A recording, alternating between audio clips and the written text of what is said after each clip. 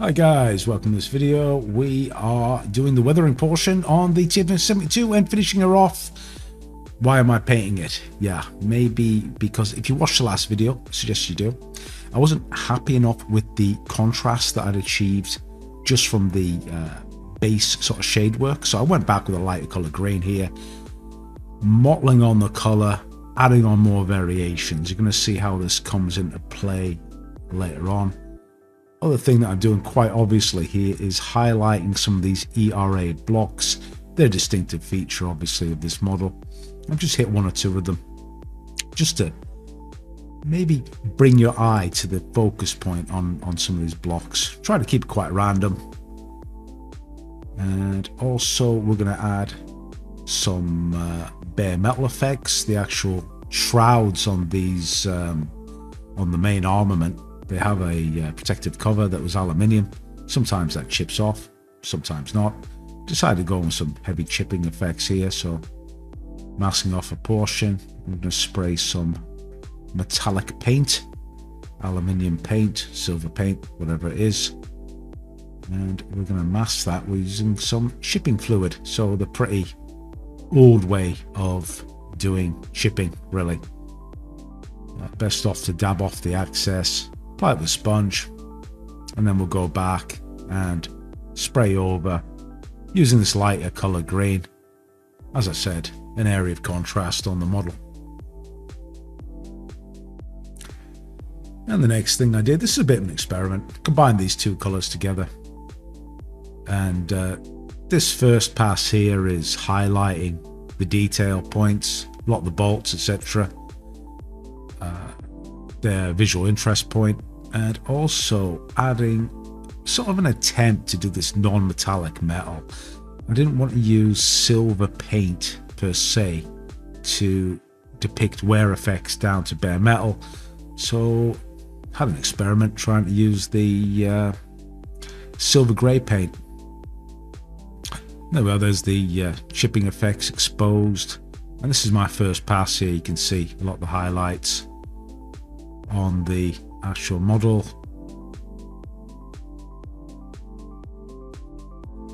And now we're going to go on to some more traditional weathering effects, I would say.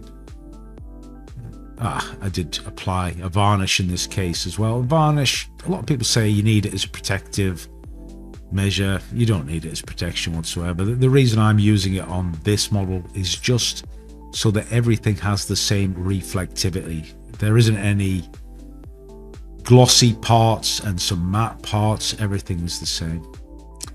And now we're going to use some oil paint, grey oil paint.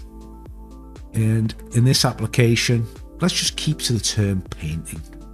What we're going to do is we're going to apply a very dilute layer of this grey oil paint overall to the overall model. The idea being to give it a tint of colour. That's all. So as opposed to a detail wash, and we're going to cover that anyways later on obviously, what we're doing is giving this entire model an overall film, and the dilute nature of the paint makes the effect really, really subtle. In fact, on some models, maybe this is all you really ever need to do. The choice of grey is just dependent on what you feel would work on your model, and it works really well on camouflage, I would say.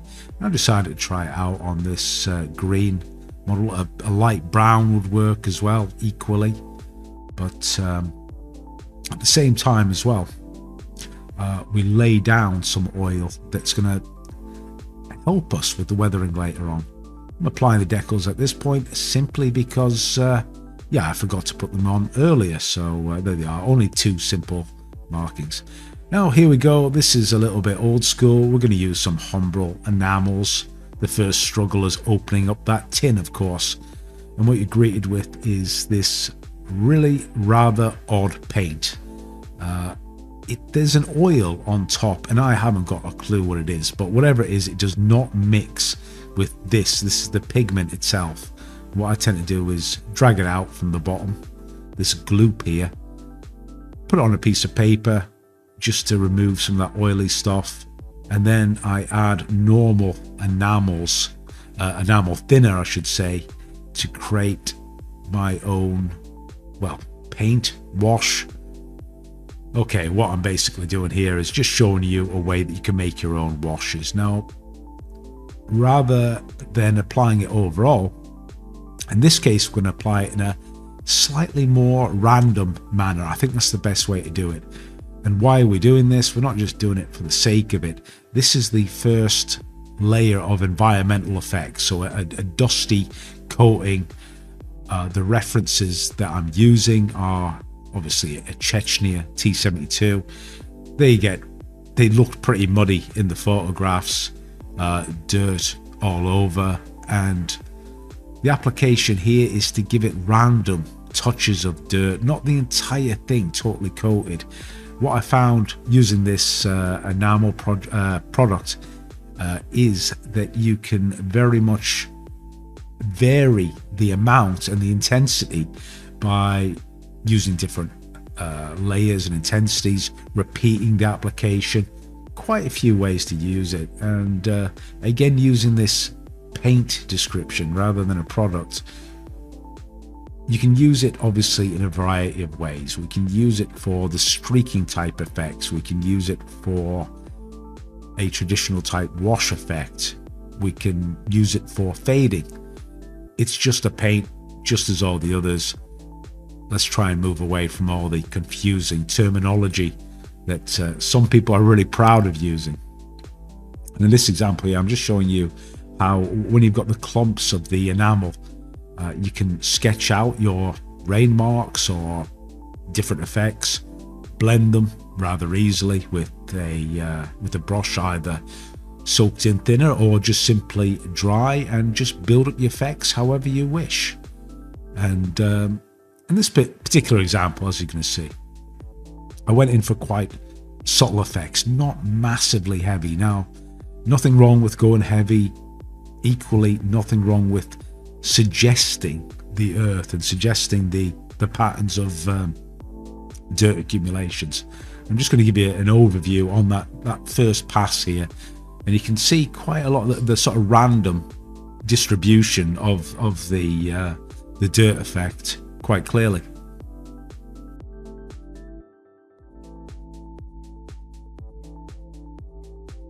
Now let's move on to, this is just a little example of chipping. If you have a look at the first video, I did use a real wooden dowel for that anti-ditching log, and of course all you need is some lacquer thinner, and you can scratch away all the paint to reveal some chipping.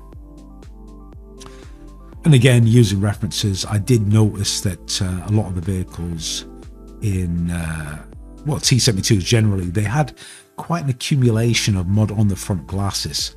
And of course, we went to the trouble of removing a front fender, so let's let that tell the story on this front plate. And in this case, I used some sifted sand to build up some texture here, and applied it very sparingly. I think that's the key thing here. In fact, this is a little micro brush that I used, and on top of this, obviously pigments are a lot finer, so we can call this paint as well. Obviously just dry paint, it's just the pigments of paint. And this is obviously a finer medium. Applied it on top of the dirt, and we've got a few shades there now. Add as many as you like, dark or whatever. And now to fix it in place, this is the sort of old way of doing it. If you've got a pigment fixer, by all means use that. Pigment fixer has sometimes got the disadvantage of leaving a gloss or a residue. So using enamel thinner, all it does is, well, it sort of binds it, but it doesn't bind it very strong. So if you're going to use this method, the sort of drawback is that you can't really handle that area. You have to be careful basically handling the model. But seeing that it's very limited just to the front glasses plate, I just thought I'd just show you this technique. And we've gone back with the same enamel mixture and just trying to blend in the effects of this earth on the front glasses. And finally, we were working towards what you would call a pinwash, using some out of the bottle enamel products. If you've seen my other videos, you'll be very familiar with what I use. I tend to work with a black brown mixture. And case in point here as well, I mean, some people say that there's a certain order of way to do things. I'm sort of open to trying different things. In this example, because I wanted the overall dirt type effects to take some of the position of lining out details, I didn't apply this dark wash everywhere, not on every detail point, sort of random, just as in, you know, real life. I mean, some people use this odd term fake shadow. It's not a fake shadow at all. It's you're just popping the detail, and if you know, you can randomize it, have it equal or whatever. And another case in point here as well, this again is a paint. You can use it as a paint to darken and shade in areas. You see here again, quite light on the turret actually. Obviously the major dirt accumulation is going to be lower down to the ground. Just darkening up those little areas of shade, and again using the same mixture, and use your speckling technique if that's what you want to call it, just adding small splatters. And now I'm going to make up a homebrew, well, not really homebrew, we're using a different color of enamel wash, adding two pigment colors and creating our own mud splatter solution. That's what you're going to call it anyways. The idea obviously with the pigment is going to thicken up this mixture quite a lot.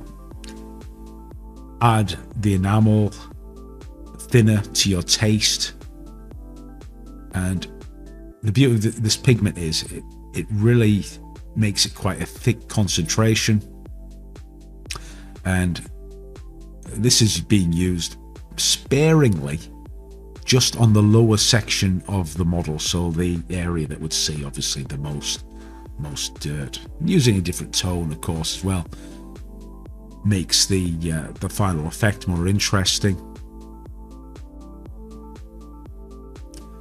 And you have to leave this solution quite a bit of time to dry. What happens with the pigment gets really bound in, especially into the deeper parts of the tracks as well. You see it really bind in there. You get a really nice flat effect.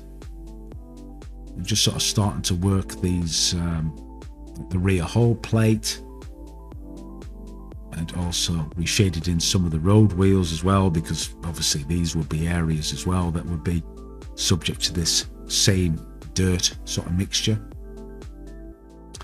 And like I was saying, with the pigment added in, it's a lot easier to create the splash type effects.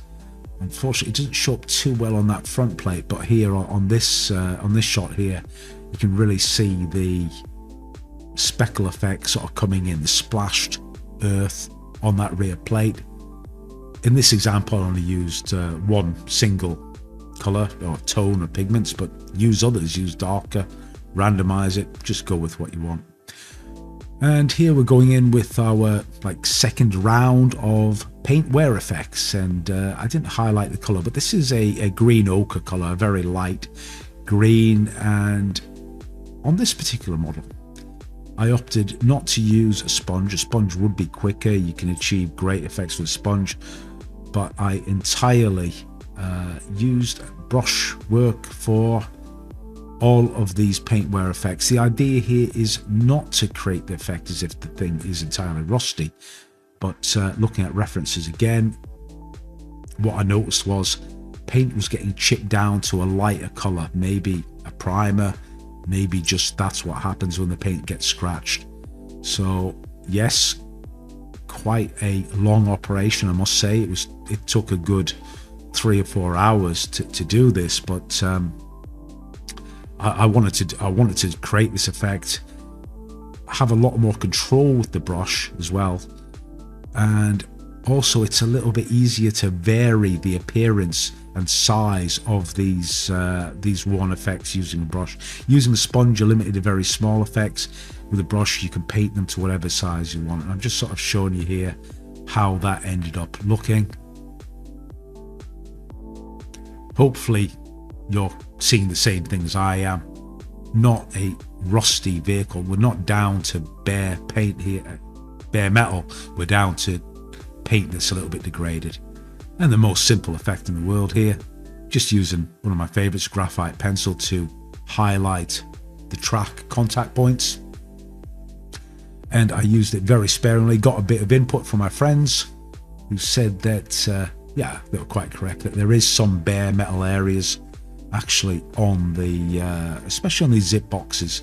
But I did this really, really sparingly, just giving it a little glint of metallic effect.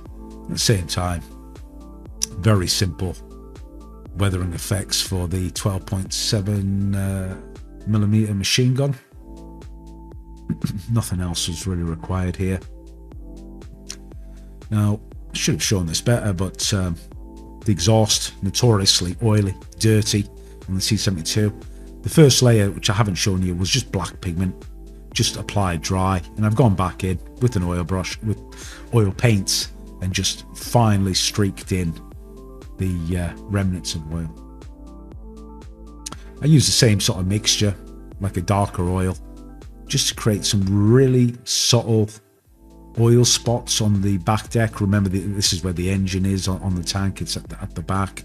So a typical area where oils, gasoline, diesel, that sort of thing, is spills are likely to happen, but not going massively overboard. Now, I did fail to capture my painting of this, but these are the marker lights on the T-72s. They are distinctively bright red. Now we're just coming towards the sort of final stages. Just see they're just placing in this recovery cable, and this is a really, really strong effect. I've had this product, I'd say, over 10 years, and it still works great. I've hardly used any because it is so strong.